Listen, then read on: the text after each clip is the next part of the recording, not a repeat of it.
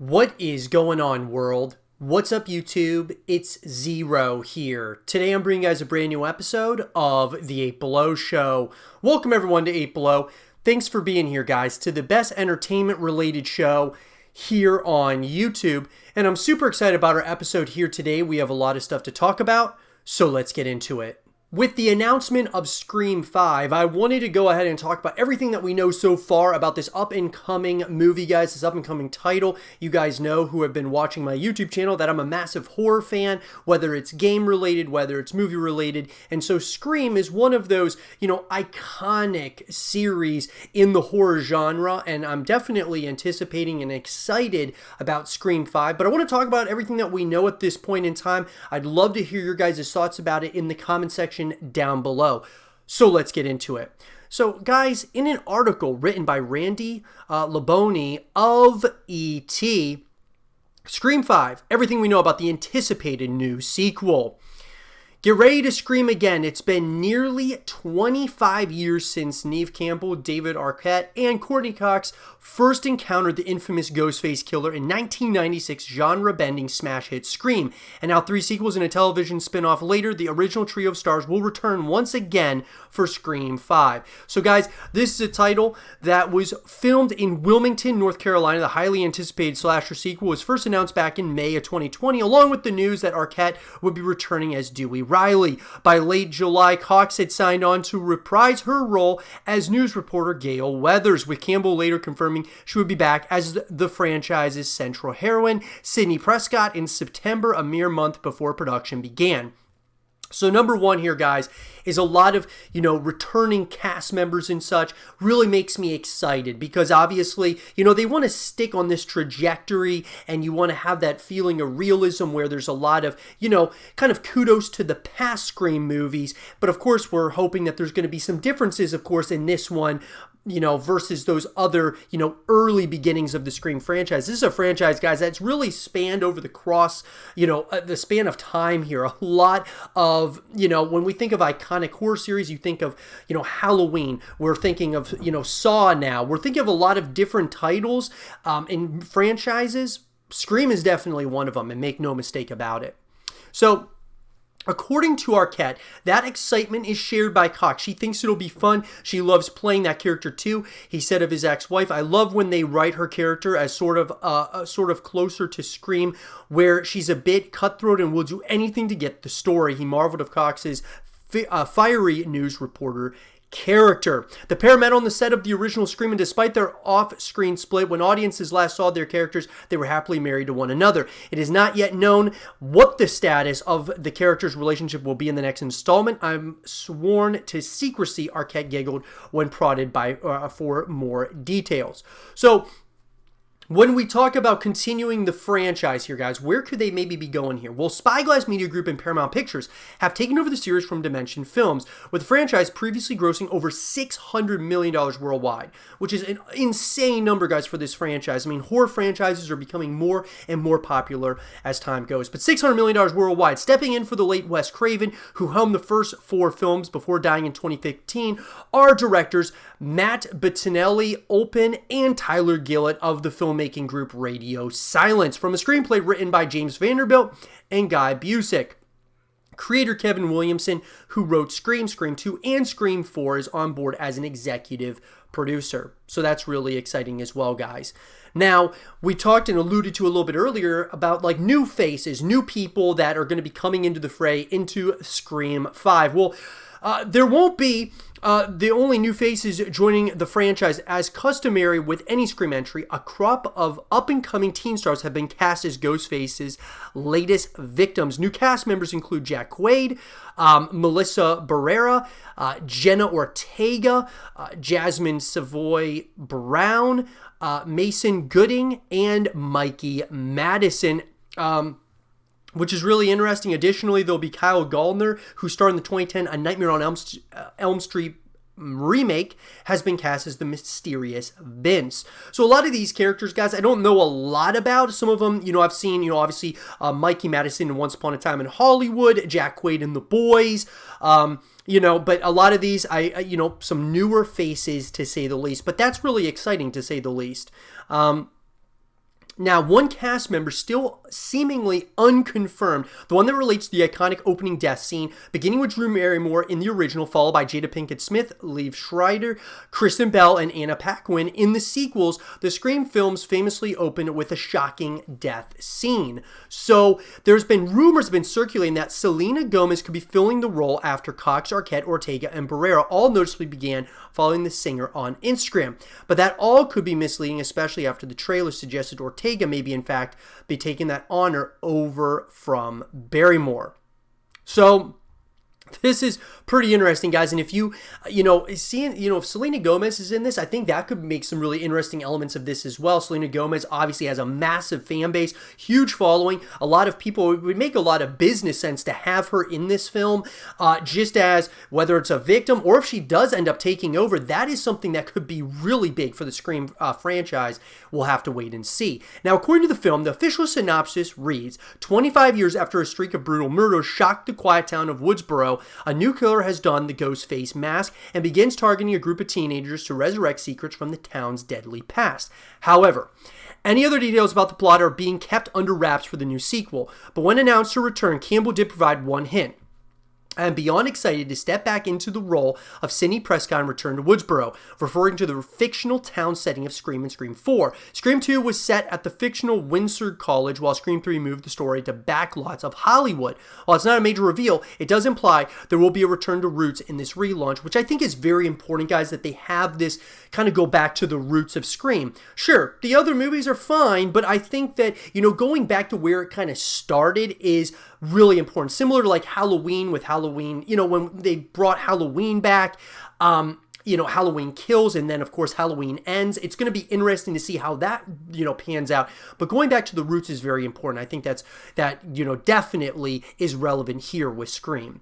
Meanwhile, fans of the franchise have also taken notice of the house in the selfie Williamson snapped with Campbell and Cox. To many, it looks like home where Stu Macher lived and where the final act of killing took place in the first film. Even though Stu is not expected to return, he is dead after all, it didn't stop Lillard from saying he'd like to be a part of the newest film. I would love to come back, he told E.T. in May, ahead of filming. Actors, for the most part, most of us are out here tap dancing as fast as we can to feed our families and get jobs. So if there was a chance to come back, that made sense, yes. So, obviously, guys, the film is scheduled to come out at some point in 2022. What will happen won't be revealed until 2022 as fans continue to dig into every detail they can about the new film as they have done with every previous installment of the franchise. So Scream will slash into theaters on January 14, 2022. Now, that being said, let's put it this way. So January 14, 2022, usually January, guys, is a pretty bad month for movies. A lot of times the bad movies usually come out in January, hoping that Scream 5 does not disappoint, though. We've had some surprises in the month of January.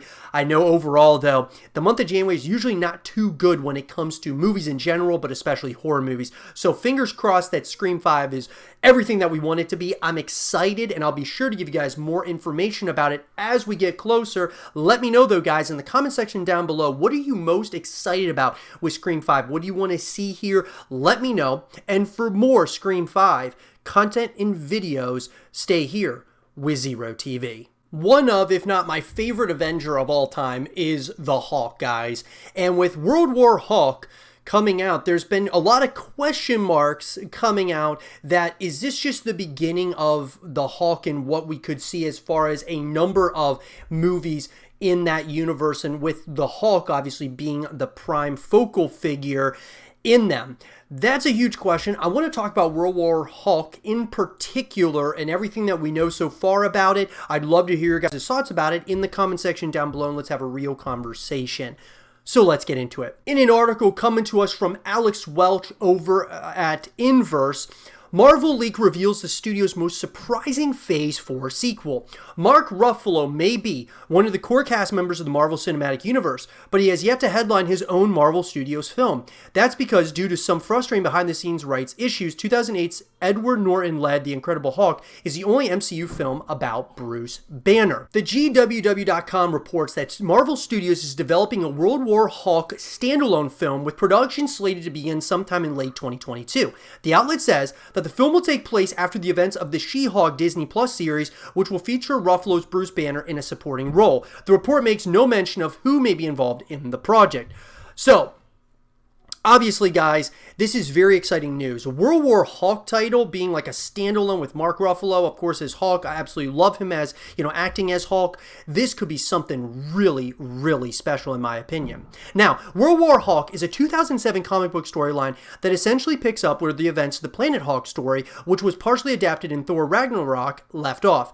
Angered about being banished from Earth by the Illuminati, World War Hulk follows Bruce Banner as he returns to Earth with a group of Sakaran refugees known as the Warbound, seeking revenge for both his banishment and the Illuminati's apparent involvement in the deaths of his family. The storyline sees the Hulk going toe-to-toe with the various members of the group, including Tony Stark, Doctor Strange, and Mr. Fantastic.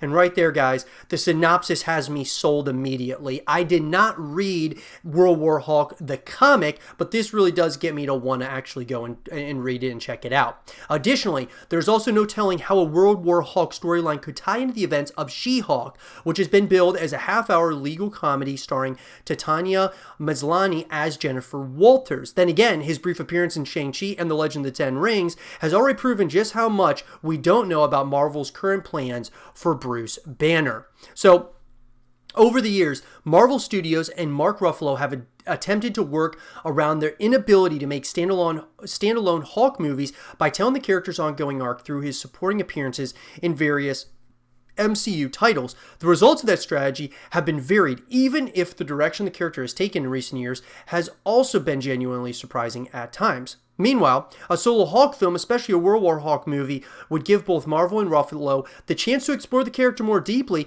than they ever have before. There's no question about that. The only unclear thing about any of this is if Marvel is developing a new Hulk film or not, but we'll have to wait to find out the answer to that million-dollar question. So, first of all, guys, do I believe a World War Hulk or a Hulk standalone movie is going to be in the works? Absolutely. I mean, it's too big of a character, guys, for them not to be really trying to work on a standalone film. So I definitely think, obviously Mark Ruffalo playing Bruce Banner is definitely something in the works. It makes total sense to me, and I think what they would do is they would probably greenlight World War Hulk and then probably a couple of other movies based solely around Hulk, I would say, for the foreseeable future. I think that's definitely something that we can probably assume and just really hope for, obviously. We'll have to wait for official confirmation on it, but I love this. World War Hulk, guys, based on the 2007 comic. It sounds great. The synopsis sounds amazing. I think it would be something really great. It would create more narratives and awesome storylines for the MCU as a whole. I'm excited about it, guys. What do you all think about it, though? What do you want to see out of World War Hulk, or do you want to just see something based around, a different side of Hulk and get more of that, the story of the Hulk? What do you guys want to see? Let me know in the comment section down below. And for more World War Hulk content and videos, stay here with Zero TV. I love the John Wick universe. It's an absolutely incredible, story, guys. Obviously, Keanu Reeves playing as John Wick is awesome. And I'm really excited about this TV miniseries that got announced known as The Continental. And I want to talk about this, guys. I want to talk about the things that we know about it at this point in time. And I would love to break it down and we can go through it. And I would love to hear your guys' thoughts about it in the comment section down below. So let's get into it. So, guys, this is an article coming to us from Mike Fleming Jr. of Deadline. Mel Gibson is the first star set for John Wick origin series The Continental for Stars and Lionsgate Television. So Mel Gibson has been set to star in The Continental, the prequel to the Keanu Reeves film series John Wick. The Continental will be presented as a 3-night special event TV series produced for Stars by Lionsgate Television. The Continental will explore the origin behind the Hotel for Assassins, which increasingly has become the centerpiece of the John Wick universe. This will be accomplished through the eyes and actions of a young Winston Scott who was dragged into the hellscape of a 1975 New York City to face past he thought he'd left behind. Winston charts a deadly course through the New York's mysterious underworld in a harrowing attempt to seize the iconic hotel, which serves as the meeting point for the world's most dangerous criminals. No word yet on who will play Winston Scott. The hotel owner is played in the films by Ian McShane. Gibson will play a character named Cormac. So, First of all, the synopsis sounds absolutely incredible. And they're talking about it just a mini-series here, guys. But I think that they've greenlit this mini-series with this idea that if it does well, I would love to see a full-blown, season or 2 or 3 or however many that they can make based around this. The more we can learn about this universe would make me so incredibly excited, guys. The John Wick trilogy has grossed almost $600 million worldwide. The films have been scripted by Derek Kolstad and directed by Chad Stahelski. And John Wick Chapter 4 is currently shooting in Germany, France, and Japan, with Reeves reprising his assassin character. From its modest origins, Wick is coaxed out of retirement to hunt down the son of a mob boss after the kid killed the puppy that Wick's dead wife left him. The movies have grown increasingly engrossing in ambition and has become a state-of-the-art action series that has brought in such thespians as Lawrence Fishburne, Willem Dafoe, Halle Berry, and Common. The mythology has been doled out in dribs and drabs, but the centerpiece has been the hotel. It is that hotel Wick has been permanently banned from after breaking the cardinal rule, no murders on the premises. It is open season on Wick as numerous assassins attempt to kill him and claim a fortune, but he is exceptionally deadly and hard to kill. So what we're exploring in the Continental is the young Winston and how it came to be that he and his team of Confederates found their way into the hotel, which we have met for the first time in the movie franchise 40 years later, Begg said. That's the arena. I won't give away more than that, but stars really leaned into this take also, and they have been great collaborators. And how we've approached this first season is as 3 essentially 90-minute events, which you could construe as a limited series or a limited event series. McShane has previously said he won't appear in the Continental, but might do voiceover work, and Lionsgate has said that while Reeves likely won't appear in this the series. So, what's exciting about this, guys, is, okay, first of all, John Wick, like I said, is becoming a larger-than-life character, and we're all, just so many people love this character, love the series up to this point, the original trilogy, and I'm excited about the Continental. Now let's talk about Mel Gibson for a moment. Because Mel Gibson, guys, has been, there's been a lot of negativity around him. There's been some positivity. What I will say is, from a filmmaking perspective, minus all of the personal things off camera, Mel Gibson is awesome. I think he's a great fit for this part in the Continental. It'll be interesting to see. I think he's a great actor still. I think he's a great director. I would love to see him as a director behind the camera. His off-screen, personal life and all of that has been in shambles, guys. He's tried to get it together, and it seems like he just kind of keeps on relapsing, essentially, into his old ways, which is really sad to see. But I still think from a filmmaking perspective, this makes sense. Now, I know a lot of people are, there's a lot of things that people don't like about this. They don't like that he's being cast as someone in this series. But that being said, I think that he's still a great actor, and I would love to see him as a director at some point. Once again, I think he's actually becoming a better director than actor in some of the movies that he's directed. But it'll be interesting, guys. I'm excited about the Continental. Let me know what you guys think about the casting of Mel Gibson. What do you think about the story overall that we've got so far, about a synopsis on the Continental? And what do you guys want to see? Let me know in the comment section down below. And for more of the Continental content and videos, stay here with Zero TV. In this next segment of the show, we're going to talk about a gamer girl, actually probably the most popular gamer girl for quite some time, Zoie Burgher. And we're going to talk about what happened to Zoie Burgher. What is she doing now? And is she ever going to kind of return as the mother of e-girls? Let's get into it, guys. In an article written by Virginia Glaze of Dexterto, what is Zoie Burgher, the mother of e-girls, doing now? So, from YouTube to Twitch, streaming to esports, Zoie Burgher is a controversial figure in the online world who has made significant career changes in the past, but what is she up to now? So yes, guys, look, Zoie Burgher, definitely some edgy content without question, was very much so, kind of embraced this e-girl kind of mentality and kind of took it to levels that we haven't seen before, as far as in the gaming ecosystem. Zoie Burgher first started her career with provocative Twitch streams in which she would wear revealing clothing while playing competitive games and twerk after every successful match, earning her a unique reputation across the gaming space.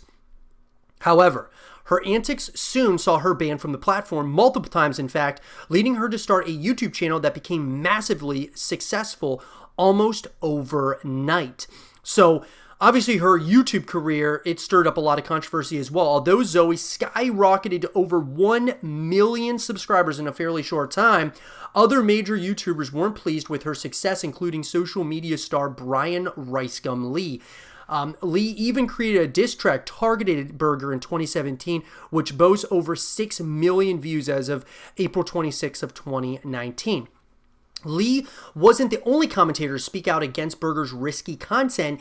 Either a slew of rant videos were created about Burgher, further propelling her to success despite their attempt to make YouTube aware of her practices. And what's interesting here, guys, is obviously a lot of people did not like her content. Some people did like her content, but either way, you can't get around the fact that her following grew in a major way very quickly. Now, what's interesting, though, is that she went from Twitch, got banned there, goes to YouTube, and then she wants to create an all-female esports organization. Burgher didn't limit herself to streaming on Twitch and YouTube, though. She even went on to create her own competitive gaming organization for girls, which went by the name Lux. So, it's amazing being the most famous gamer girl on the internet, is what she said back in 2018. While Burgher's unique blend of an esports team, talent agency, and media brand even got a TV show, the org eventually fizzled out, with Burgher announcing its disbanding in April of 2018. However, Lux made a brief return shortly thereafter, although no updates have yet been revealed as to its current operations. So she's kind of gone from one industry to another, right? You know, Twitch, YouTube, then she goes to esports, then it's to Snapchat. Burgher is now on Snapchat, selling access to her premium accounts, adult photos, and tailored videos to those willing to pay out for her services. Burgher has no qualms about advertising herself either. In fact, her Twitter and Instagram are filled with content as proof of her wares, something that Burgher stated early on during her ascent to 1 million YouTube subscribers. Guys, it's interesting. Zoie has since dubbed herself the mother of e-girls and continues to upload YouTube content on a semi-regular basis. If you go to her YouTube channel, she really doesn't make content too much. Her latest video was 3 months ago, and it's really not getting very many views whatsoever compared to what she was getting. And I would say she's been pretty inactive. She's actually under 1 million subscribers at this point. She's at like 990,000, but still massive following to say the least. But look, guys, at the end of the day, Zoie Burgher is one of those figures, guys, that was very controversial. We've had a number of these, obviously, in the space, and as the ecosystem of YouTube and Twitch and all these platforms continues to evolve, I think that they're trying to kind of get these kind of creators off the platforms, just because, obviously, it's very edgy content. It's very much so something that is, it sometimes is very popular, but there's going to be a lot of people that feel that it's unpopular opinion. Places that you should be going for this kind of content would be like OnlyFans and places of that nature. It's interesting, though. What I have to say, though, it's remarkable what she was able to do in such a short span of time, taking this opportunity as an e-girl and really creating a brand around it. And she went from one platform to the next after getting banned on Twitch, going to YouTube, and then, Snapchat and esports. It's interesting. She didn't get complacent. She continued to try to adapt and evolve over time. And so I have to give her props for that. But that being said, guys, I want to hear what you all think about Zoie Burgher. What do you think happened there, and what do you think about her returning to YouTube? Is that something you think will happen at some point in the future? Let me know, guys, in the comment section down below. And for more news and content, stay here with Zero TV. I've been really excited about Rainbow Six Extraction just because, guys, obviously I'm a huge horror fan, and this is a title that I love is going to continue expanding upon the legacy lore of Rainbow Six as a whole. Obviously, with Rainbow Six Siege being kind of like that multiplayer component, Rainbow Six Extraction is going to fill a void for those of us who are massive horror fans, and it's going to continue creating some interesting narratives and storylines around this franchise. So with that being said, I want to talk about everything that we know now about Rainbow Six Extraction. I would love to break it down. I want to hear you guys' thoughts about it in the comment section down below. So let's get into it. So guys, this is an article coming to us from Samuel Tolbert, Adam Gestica of Tech Radar. Rainbow Six Extraction pits you against an alien threat. First revealed back in 2019, Tom Clancy's Rainbow Six Extraction was originally known as Rainbow Six Quarantine, then as Rainbow Six Parasite, was finally revealed at the Ubisoft Forward event, which took place on June 13th as part of E3 2021. Now, first of all, guys, about the name. I thought Quarantine was a pretty cool name for this, but obviously with the pandemic, guys, they changed the name, which I was totally fine with at that point. However, I really think they should have stuck with Rainbow Six Parasite. I thought that was an awesome name for this. Extraction is a good name as well, but I really liked Parasite. I thought that just really sounded kind of unnerving. It sounded very much so like a horror title in the Rainbow Six universe, but Extraction is fine at the end of the day. Rainbow Six Extraction is 1 to 3 player co-op experience, which pits you and your team of operators against an ever-evolving alien threat. You'll need to successfully complete dangerous excursions into hostile territory, but will face numerous threats that will stand in your way. And right off the bat, guys, that's got me sold. That is an awesome synopsis for this title, and I'm very, very excited about it. So, at the end of the day, guys, the big things that people are wondering, obviously, number one, this is a 1 to 3 PvE co-op game. Number two, it comes out January 2022. Obviously, guys, got to take that with a pinch of salt. There's not an exact date yet, and it's already getting to the end of the year. So definitely keep your eyes on that. That very well, I wouldn't be surprised if they have to delay it a little bit, or whatever the case may be. But how can you play it? Well, guys, it's going to be on PS5, PS4, Xbox Series X, S, Xbox One, PC, Amazon Luna, and Stadia. So the release date, Rainbow Six Extraction, the release date would have been September 16, 2021, but an official tweet in July announced the launch was pushed back until January of 2022. The game will support crossplay and cross-save across all platforms and will be available on the Ubisoft Plus subscription service. So, Tom Clancy's Rainbow Six Extraction is a PvE spin-off of the incredibly popular Rainbow Six Siege. Developed and published by Ubisoft, the game was first announced at Ubisoft's E3 2019 showcase under a different name, Rainbow Six Quarantine. The name was later changed due to the pandemic. It was changed to Parasite as the developer wanted to distance itself from the global pandemic, but we now know exactly what players can expect when Rainbow Six Extraction launches. So, with 12 maps to tackle set across 4 regions of the United States, you'll go up against procedurally generated challenges and various enemy types that will each pose a distinct challenge. Kind of reminds me a little bit of maybe like Left 4 Dead, Back 4 Blood. Going to be pretty interesting, guys, for sure. You'll need to weigh up the risk and reward when moving to new subzones, however, as if you fail, your operator will be unavailable until they're rescued, and you'll lose the abilities you've unlocked. So, guys, if you haven't seen the reveal trailers of this, the gameplay reveals, guys, absolutely awesome stuff. I cannot wait to see what this game is going to be like, and we're going to, obviously, we're going to be putting a lot of time into this without a doubt. Unlike Siege, however, which is a 5v5 multiplayer game, Rainbow Six Extraction is a 1 to 3 player PvE game where operators face off against alien parasite creatures. This concept was first established with the limited time outbreak event in Rainbow Six Siege, so you can consider this game a continuation or evolution of that event. Now, PvE. Obviously, guys, I love player versus the environment. I think that's awesome, whether you're going up against waves and waves of enemies like Gears of War Horde mode.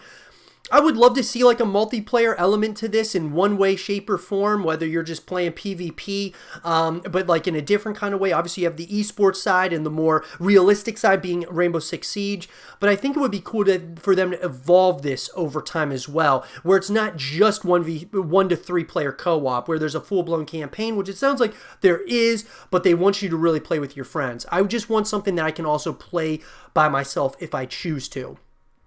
So, that being said, guys, there's a lot of different, obviously a lot of different characters as well here. You've got Albie, Doc, Ela, Finka, Hibana, Lion, Paul, Sledge, Vigil. I mean, all these different, characters that you're going to be able to play as, or I should say operators that you can play as. There is at least 18 confirmed operators in the game, though it's currently unclear if all of these operators will be included at launch or if they will be added when the game releases. So super exciting stuff, guys. There's a lot of things that we know. about Rainbow Six Extraction at this point. It's been building and the hype has been, escalating as time goes. But there's still a lot of things that we don't know yet. And we're going to have to wait till the release date to actually get our hands on it and really check this thing out for really what it is. And that's what I'm most excited about. This game, guys, has a ton of potential to be something massive and something super exciting for us horror fans especially, but even those who just love Rainbow Six as a whole.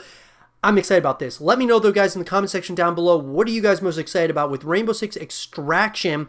What are the things that you're looking forward to the most? And when you're able to drop in, what's going to be the first thing that you end up doing? Let me know in the comment section down below. And for more Rainbow Six Extraction content and videos, stay here with Zero TV. And with that being said, everyone, I hope you guys did enjoy this episode of the 8 Below Show. And if you guys did, leave a thumbs up, subscribe if you're new, stay positive. And as always, I'll talk to you guys all in the next one. Peace.